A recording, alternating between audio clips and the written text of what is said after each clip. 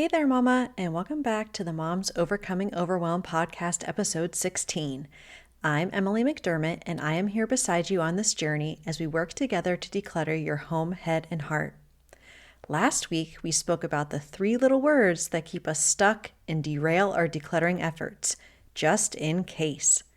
So far, we've spoken about several roadblocks to decluttering: how much we've paid for something, how long we've owned it, the memories attached to it, thinking we might use it someday, or wanting to keep it out of fear or guilt. These can be overcome by mindset shifts that we've talked about in previous episodes. But what if you have done the hard work of shifting your mindset and finally feel ready to go full steam ahead on your decluttering journey, but your family isn't anywhere close? The number one question I get when speaking to moms groups is, how do I get my spouse on board with decluttering? It's a tricky question for sure, but one that I'm happy to tackle. Based upon my own experience and the experience of others who have tread this path already, I have 5 simple steps to share. So, what do you say? Grab that notebook and pen, and let's dive into today's episode. Hey there, Mama. Are you tired of all the stuff crowding your home, calendar, and mind? Do you wish you could say goodbye to the endless to-do list running around in your head? Want to declutter but don't know where to start? You're in the right place. Welcome to Moms Overcoming Overwhelm, where you will find proven and practical solutions to declutter your home, head, and heart. Hi, I'm Emily, a wife, boy mom, and simplicity seeker. I struggled to get pregnant and felt overwhelmed until I discovered decluttering could create the physical and emotional space I needed to become a mom. Now, 2 kids later, I've transformed my life and motherhood by developing simple systems around decluttering, capsule wardrobes, kid stuff, cleaning and tidying, meal planning, time management, and more, and I can't wait to share them with you. If you're ready to reclaim the time and energy you crave, be present with your kids, and finally enjoy the life and motherhood you so deserve, let's kick overwhelm to the curb, shall we?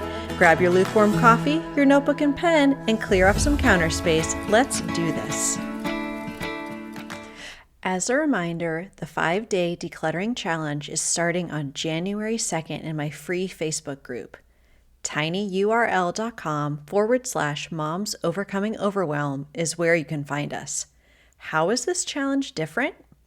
It's for overwhelmed, busy moms like yourself who want to get in the habit of decluttering consistently with a supportive community cheering them on. If that sounds like you, please join us.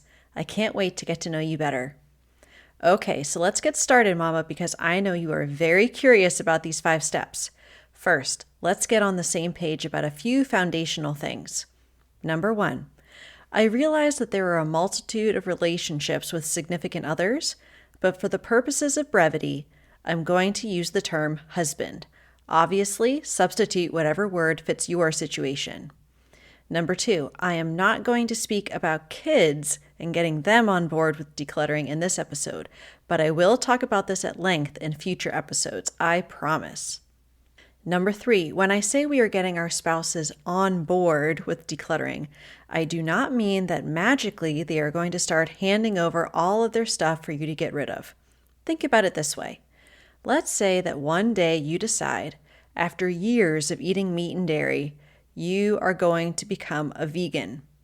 Your husband and kids understand that you have embraced a new lifestyle, but they still want to eat their cheeseburgers and have their ice cream. You wouldn't expect them to completely change their behaviors overnight, right? The same is true for decluttering. Getting on board means that your spouse supports you and isn't impeding you from your journey, but doesn't necessarily mean that they are going to drastically change their behavior, and certainly not overnight. So with these 3 foundational things in mind, let's dive into my 5 steps. Step number 1. Be clear on your why and be able to articulate it clearly to your husband. Before you even approach your husband with the news that you have decided to simplify and declutter, you need to be crystal clear on your why and be able to explain it clearly. Is it more time to spend with your family? Or to be able to start the business that you've always dreamed of? Is it your mental and emotional health or your physical health due to the stress and anxiety that clutter is causing you? Is it the energy that you spend constantly having to look for things, to shift piles around, to clean up only to turn around and see mess all around you? Energy that could be used to pour into what actually matters? If you listen to episode 8, you have heard a variety of scientific studies about clutter. If your husband appreciates facts and figures, he might be interested in learning more about clutter's role in stress, anxiety, physical health, and more. Even if you aren't referencing scientific studies, be clear on how clutter is affecting you personally in your day-to-day life. How much time does it take you to tidy the house on a daily basis? How long did it take you to find your son's favorite stuffed animal the other day? Do you, like one mom shared with me, stay in your car when you get home because you dread the chaos and disorder on the other side of the door? Be vulnerable and honest with your husband about what clutter is stealing from you.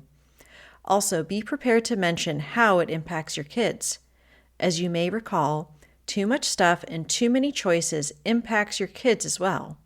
Clutter is visual stimulus overload for children, and if you are noticing behavioral issues with your kids because they're constantly in a messy environment, it is something that you and your husband both need to address. Step number 2. Once you have the data ready to go, think about how to appeal to your husband's values and reasoning style. It is important that at the very beginning of this conversation with your husband, you articulate that you will not be touching his stuff. I repeat, tell him clearly that you will not be touching his stuff.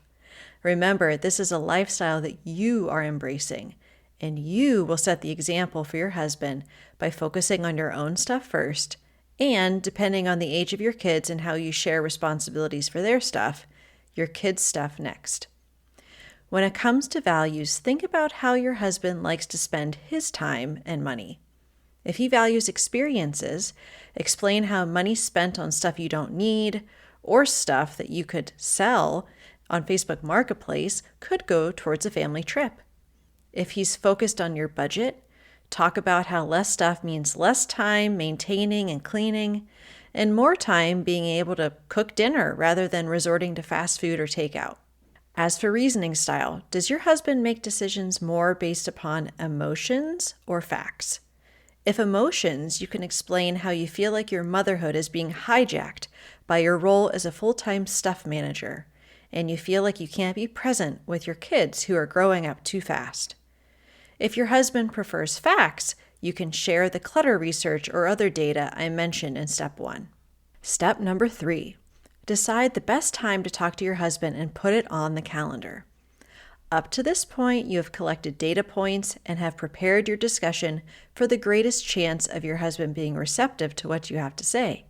So don't barge into the basement when he's playing a video game and demand that he turns it off. Don't blurt it out when you're so fed up with the mess that you feel like you're going to explode. Look at your calendar and find a few time options that work for you when you are also going to be in an open, receptive mood. In other words, not times of the day or month when you expect to be super low energy or moody. You can say something along the lines of, I know I've seemed a little bit stressed out lately, and I can tell that it's affecting you and the kids. I have some ideas about how I want to simplify on my end, and I wanted to talk to you about it. Do either of these times work for you? First of all, you are giving a hint that you are discussing something that is affecting you, but also the rest of the family. Second, using simplify doesn't cause red flags to go up like minimize or even declutter might. Finally, you're saying on my end to let him know that this is something that you are pursuing, not that you're touching any of his stuff. Okay, step number 4. Approach the conversation in an open, non-judgmental way and remain flexible and open to feedback. If you are able to find a mutually agreeable time where you are both receptive to feedback and hopefully not distracted, out of the house where you're not around the clutter would be ideal. Start with your why and the data that you've collected. For example, I've been feeling really stressed and overwhelmed when it comes to managing the stuff in our house. I did some research and I found out that I'm not crazy. There is a psychological connection and a physiological connection between stuff, stress, overwhelm, and the health of our family. I want our home to be a haven, a place where I can spend time with you and the kids without the nagging feeling like I should always be doing something or cleaning something up. So I am looking at ways that I can simplify so that I'm not so overwhelmed anymore. Once you've spoken about your why and provided some data, ask your husband if he has any thoughts or feedback on your why before moving into the how. Hopefully he is supportive in understanding how clutter is affecting you and knows something needs to change. Next, you can share some ideas about how you'll move forward. Here are some recommendations. My first recommendation is that you reiterate that you will focus on your own stuff first. Then, depending on the age of your kids and the division of responsibility between you and your husband, you can talk about the kids as well. I am in charge of my boys' clothes, books, and toys, so I make the final decision about what stays and what is decluttered. My husband is not really as involved. However, if your husband wants to say, make sure you talk about how he wants to be involved in the process. My second recommendation is to suggest an out-of-sight strategy for shared things that are rarely used. Ask if your husband would be willing to have some things out of sight in a box for 30 days but not get rid of them. Pay attention to how life feels without the items cluttering your home. Then after the 30 days, report back and ask him how he wants to proceed. If he still wants to hold on to things, don't push it. My third recommendation is to give your husband a zone that's off limits to decluttering. Rochelle Crawford, who wrote the book Messy Minimalism, suggests giving your partner a space where they can, quote, let their hoarder out. Perhaps this is a part of the basement designated as the man cave, or maybe your garage. While it isn't an ideal situation, I realize, your husband will hopefully recognize that clutter all over the house may be stressing you out, but if it's in a space that's off limits, you can just shut the door and not even think about it.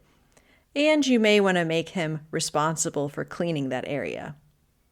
Fourth, ask for support so you can get the decluttering done. See if he's willing to take the kids to the park for a few hours on a Saturday. Ask if you could have a babysitter or mother's helper come over during the day for an hour or so you can tackle a room. Throughout the conversation, you will be getting a lot of feedback, so please remain open to it. Your husband may have some creative ideas of his own, and you want to be sure to consider them rather than shutting them down because you're so gung-ho about decluttering. That brings us to our final step, step 5. Informally offer to include your husband in the decluttering process and schedule follow-up meetings to continue the discussion. If you're planning to go to the donation center every Saturday, on Friday, mention that you're going and see if he has anything to donate. Don't mention that he might want to look through his various piles and collections. Just casually mention it and move on. Also, this is not a one-and-done discussion. Continue the conversation and make sure to keep him updated on your progress. You will also likely have to have a discussion about what's coming into the house and how to be more intentional about purchases. Just keep that conversation open. Perhaps you could watch one of the Netflix shows or documentaries about decluttering and minimalism, or even recommend a podcast episode and send it to him for his commute. Maybe mine. You may be surprised what happens. So to recap, getting your husband on board with decluttering does not mean that he's going to hand over all his stuff and beg you to get rid of it. It also doesn't mean that you have to throw all his stuff in garbage bags while he's sleeping. In order to have a productive conversation with your husband that will get you both on the same page, I recommend first, get clear on your why and collect data so you know exactly what you're going to talk about. Second, appeal to his values and reasoning style. Third, get a date on the calendar where you'll both be receptive and not distracted. Fourth, remain open to feedback throughout the conversation. And fifth, keep the lines of communication open, scheduling follow-up conversations as needed. I hope this episode blessed you. I would love to find out more about your struggles and concerns about getting your spouse on board with decluttering. Hop on over to the free Facebook group at tinyurl.com/moms overcoming overwhelm and let's chat about it.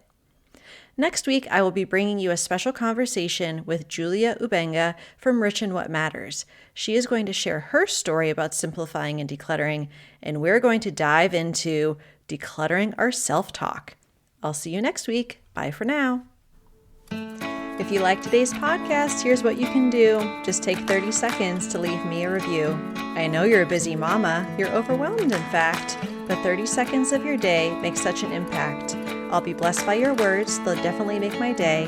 And who knows, you might be entered for this month's giveaway. In Apple Podcasts, scroll down to write a review. Thanks so much for your time. I'm so grateful for you.